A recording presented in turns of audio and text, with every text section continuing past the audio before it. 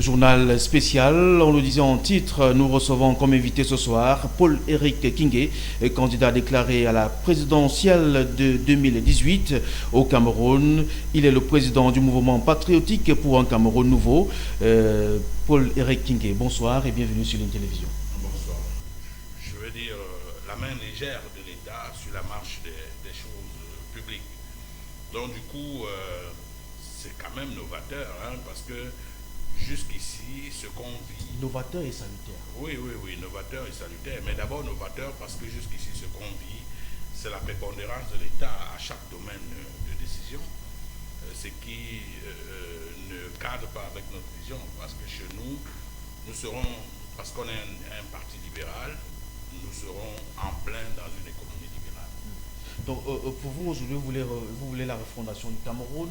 Donc pour vous, les Camerounais aujourd'hui doivent se rééduquer.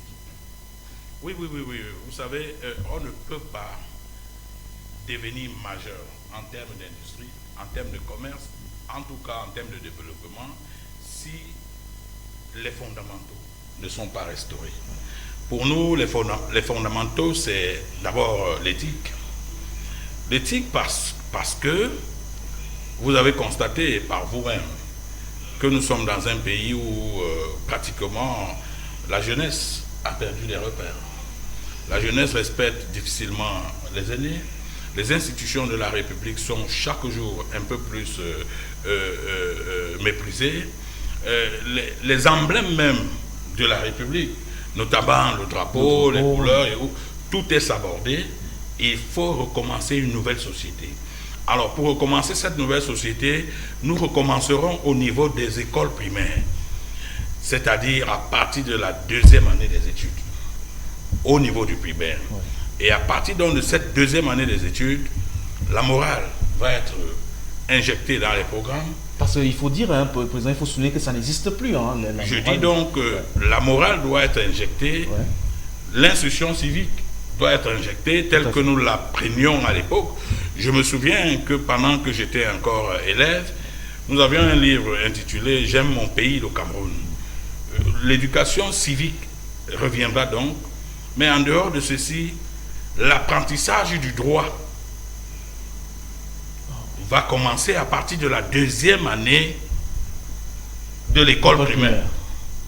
C'est-à-dire à partir de la CIL, avec les premières lettres. Ensuite, on passera au mot. Ensuite, mais maintenant, en dehors de ce droit, à partir de la troisième année des études, nous aurons donc le début de l'apprentissage des droits de l'homme. Nous tenons à bâtir une société réglementaire, solide, véritablement solide. Ouais. Aujourd'hui, tout est complètement... Les gens n'ont plus peur de la chose publique. Les gens n'ont plus peur des institutions. Or, il s'agit pour nous de rétablir une société qui commence depuis le bas âge. La jeunesse ne respecte plus les Rien n'est plus respecté. Il ne s'agit pas simplement de la jeunesse qui ne respecte plus, mais même ces gens qui sont devenus adultes aujourd'hui et qui ont commencé par le système en place, qui sont nés pendant le système en place, ils ont 35 ans, mais eux-mêmes aussi ne respectent pas leurs parents. Tous les jeunes de 35 ans, tous les jeunes de 40 ans, du temps de Paul Biya, ne respectent plus leurs parents. Il faut reprendre tout à zéro. Il faut réécrire une nouvelle société. Parce que si nous n'avons pas des hommes bien formés, nous n'aurons bien éduqués également, nous n'aurons pas une économie solide. On n'aura pas une industrie solide parce que, en fait, c'est les hommes qui sont à la base de tout développement. Alors, si vous décidez de tourner le dos à la morale, à l'éthique, alors n'attendez pas grand-chose d'un tel pays. Vous n'avez qu'à voir tous ceux qu'on essaye de tester aujourd'hui dans nos différentes entreprises. C'est presque l'échec. Il y a échec. C'est presque l'échec. C'est un constat. Regardez le nombre de personnes qui sont dans les prisons. Regardez à quel rythme comment on appelle ça, les détournements se font. Regardez à quel rythme l'État perd une bonne partie de ses avoirs, une bonne partie de ses richesses. Je dis que pour nous, si les Camerounais nous font confiance, il s'agira de rebâtir une nouvelle société. Un Cameroun nouveau. Un Cameroun nouveau. D'accord. tout devra commencer par là. Un Cameroun où on respecte les lois, un Cameroun où les institutions, on respecte les institutions, un Cameroun où les aînés, les jeunes, les plus jeunes respectent les aînés, un Cameroun où on ne fait pas n'importe quel type de musique. D'accord. Pas un Cameroun de perversion en tout cas. D'accord. Vous avez passé un an à peu près, hein, si je me trompe, vous allez rectifier, un an à la tête de la mairie de Njombe Penja. Pas assez pour étaler votre projet politique pour cette mairie. Avez-vous des regrets aujourd'hui, Président? Bon, disons, je voudrais apporter une petite correction. J'ai fait moins d'un an à la commune de Penja. Merci, merci. Voilà, donc vous me demandez si j'ai des regrets de n'avoir pas implémenté mes rêves là-bas. Oui. Non, je crois que si j'ai un seul regret, c'est celui de n'avoir pas pu aller au bout, n'est-ce pas, de votre mandat d'abord? Non, non, pas du mandat. Le mandat, lui, m'intéressait peu. Oui. Mais au bout des projets que j'avais initiés, parce que mes populations, lorsqu'elles me confiaient le mandat à la tête de la commune de Penja, attendaient beaucoup de moi. Parce que c'est ensemble que nous avons écrit le projet que je devais mener. Mais vous voyez, j'ai été obligé d'être retenu pendant 8 années dans une prison, m'empêchant, détruisant complètement ces rêves que j'avais arrêtés avec mes populations. Aujourd'hui, il s'agit pour moi de rendre plus grand encore ces rêves, non plus au niveau local, non plus au niveau du Mungo, mais au niveau national et international. Et même international. Si vous êtes élu président, et même international. Voilà. Donc, pour moi, j'ai commencé un ensemble de batailles à Njombe Penja pendant que j'étais maire. Ça, c'est ce que beaucoup de gens ne savent pas. Au moment où je suis maire, les populations de Njombe Penja, c'est-à-dire les ouvriers de la bananière de Njombe Penja, sont à peu près à 18 000 francs de salaire. Mais j'étais choqué parce que je ne comprenais pas comment est-ce que quelqu'un peut travailler pour 18 000 francs de salaire mensuel. Alors, un père de famille. Un père de famille. J'ai dit non, ce n'est pas compréhensible. Dans ce pays, il y a des gens qui travaillent, mais il y en a qui mangent. Il y a des gens qui travaillent, il y en a également qui récoltent, alors qu'ils n'ont pas travaillé. Et c'est le cas dans ma localité. Les ouvriers étaient délaissés à eux-mêmes. Ils travaillaient dans des conditions pratiquement incompréhensibles. Et en plus de ça, c'est tous les jours qu'on leur versait des produits chimiques sur la tête. Et c'est ça qui a trié de vos... J'ai donc dû dire non, il fallait, pendant que j'étais maire, hein, parce que ça aussi, il faut que les gens le sachent. J'aurais pu, pendant que j'étais maire, dire, ok, moi j'ai mon salaire, j'ai mes carburants, j'ai mes avantages, mais j'ai toujours été choqué de voir les petites personnes souffrir. Et ces petites personnes, pour moi, c'est ces petits artisans, c'est des bayamselam, c'est des cordonniers, c'est tous ceux-là qui font du petit métier et qui mangent chaque jour à la sueur de leur front. J'ai été choqué, mais malheureusement, comme je n'avais qu'un mandat local, je ne pouvais pas aller au-delà de l'espace de mon mandat. Il fallait que je lutte pour les ouvriers. Je l'ai fait et les salaires sont passés de 18 000 francs à 35 000 francs, ce qui n'est toujours pas suffisant jusqu'à ce jour. Mais vous avez essayé d'améliorer. Mais au moins, c'est passé du simple au double. Hein. Ça a permis finalement à l'ouvrier de partir, d'acheter, au lieu d'une tomate, d'en acheter deux, voire même trois. Ok, pour moi, c'est insuffisant. C'est une lutte qui va continuer. Mais cette fois-là, elle ne sera plus une lutte pour le Mungo, elle ne sera plus une lutte pour Njombe Penja. Elle va être une implémentation d'un rêve que je porte pour faire changer les choses dans ce pays. D'accord. Président, aujourd'hui, avec votre parti, quand est-ce que vous démissionnez du RDPC? C'est vrai que vous parlez de 2013. Est-ce qu'en 2013, parce que vous étiez prisonnier, que vous décidez de quitter le RDPC? Qu'est-ce qui vous motive à quitter le bateau RDPC?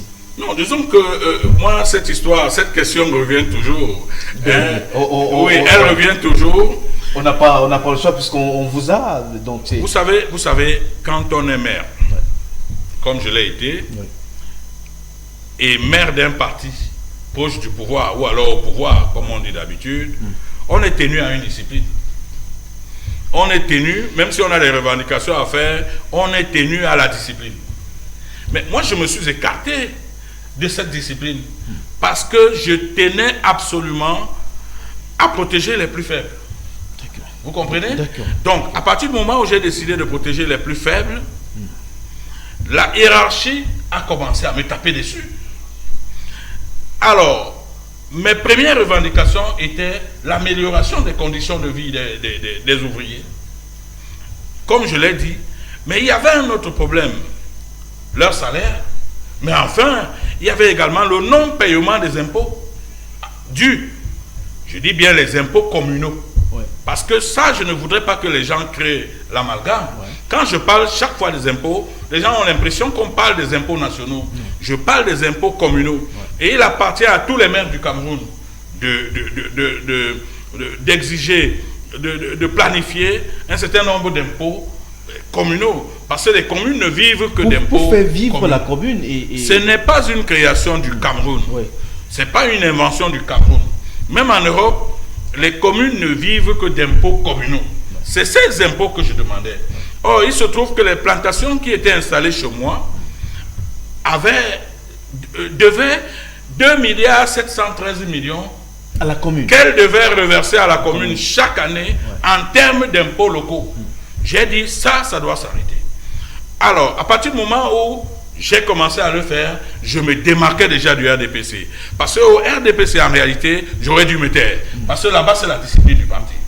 Mais il se trouve que j'ai dit non, je ne peux pas continuer à bénéficier d'une vie de luxe, d'une vie d'un homme à qui l'État paye le carburant, pendant que mon petit peuple souffre. J'ai dit, je ne peux pas l'accepter. Je me suis donc jeté dans cette guerre et elle a créé ce qu'elle a créé. J'ai perdu 8 ans de ma vie, j'ai perdu mon fils, j'ai perdu ma famille a implosé. Mais mais je ne le regrette pas. D'accord. Je ne le regrette pas parce qu'en réalité, mon combat ne devrait pas se résumer à ma seule famille. Mon combat portait pour les autres, les plus pauvres. Oui, c'est vrai, Junior King est mort, mon fils, mais ce n'est pas pour Junior King que je faisais ces combats. Il est décédé, mais en réalité, le combat qui m'a chagriné était plus celui de ces milliers de personnes de Djombe Penja qui vivaient au quotidien dans la misère. Paix à son âme, mon fils est décédé, mais vive mon fils, parce qu'en réalité, son décès m'a donné le prétexte de me jeter dans une bataille désormais non plus circonscrite à Djombe Penja, mais pour le Cameroun. Justement, parlons donc de ce combat. Vous allez challenger Paul Biya si jamais il est candidat. Est-ce que Paul-Éric Kingué aujourd'hui a les armes pour aller véritablement dans une élection normale? Je voudrais dire que la première arme pour celui qui se prépare à aller à la présidentielle, c'est le peuple. Ouais. La première arme, vous pouvez avoir des milliards, si le peuple n'est pas avec vous, personne ne sera avec vous. Personne ne sera avec vous. Ma première arme, c'est le peuple camerounais. Je sais, lorsque je parle au peuple camerounais, je mets la main sur le cœur, je sais que ces gens m'écoutent. Est-ce que votre peuple ne se résume pas du côté du littoral? Non. Je vais vous dire quelque chose qui va vous surprendre. J'arrive un jour à Douala, il y a environ 8 mois, à côté de MTN à Akwa. Dès que quelqu'un a dit, voilà Paul-Éric Kingué, il y a eu un embouteillage. Il a fallu que la police vienne me sortir de là. J'ai vécu ça au marché des fleurs de Douala. J'ai vécu ça au marché de Newbel ici, loin de Penja. Parce que c'est à Penja qu'on devrait me réserver ce type d'accueil. Mais Penja, c'est quand même dans le littoral. Non, je parle de Yaoundé là. Oui. Je parle du marché central ici. De Yaoundé. Vous comprenez? Oui. Il n'y a pas un seul supermarché où je vais ici sans qu'il y ait des embouteillages. Sans que les gens viennent vers moi me saluer. Sans qu'il n'y a pas un seul endroit où je vais ici, que ce soit dans les ministères, que ce soit à gauche. Et d'ailleurs, ça me pose même un véritable problème. Parce que j'ai du mal désormais à circuler. Et je peux donc rester au même endroit pendant 10 jours sans aller dehors. Est-ce que les gens ne sont pas autour de vous juste pour une compassion, pour avoir séjourné 8 ans en prison? Non. Les gens savent que le temps de la compassion est passé. Je ne suis pas le seul à être allé en prison.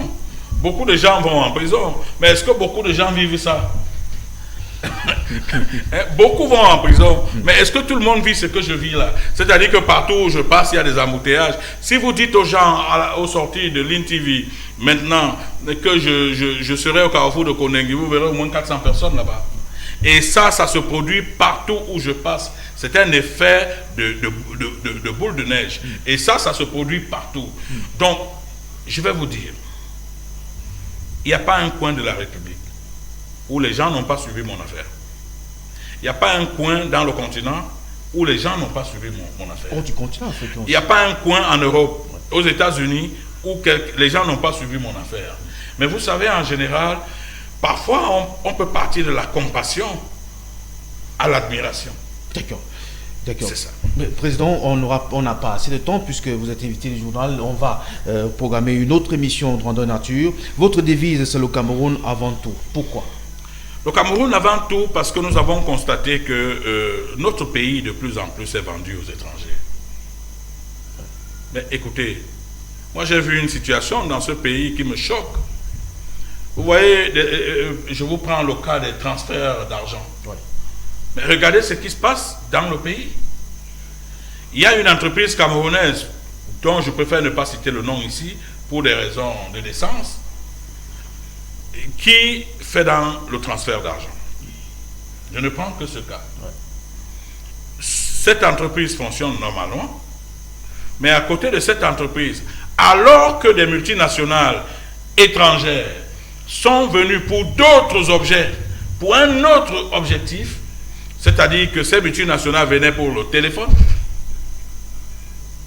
Elles ont estimé que le téléphone n'était plus suffisant et il fallait challenger l'initiative nationale qui consistait à faire des transferts de fonds. S'il vous plaît, oui, allez-y. Je dis, nous sommes dans un état où il faut que l'initiative nationale non seulement soit promue, mais elle doit également être protégée. Nous ne pouvons pas comprendre que dans ce pays, les gens, à un moment donné, se voient octroyer des milliers d'hectares de terre au détriment des petites populations locales. Elles viennent, elles cultivent et renvoient, exploitent, oui, et renvoient leur production à l'extérieur. Je vous prends un exemple banal.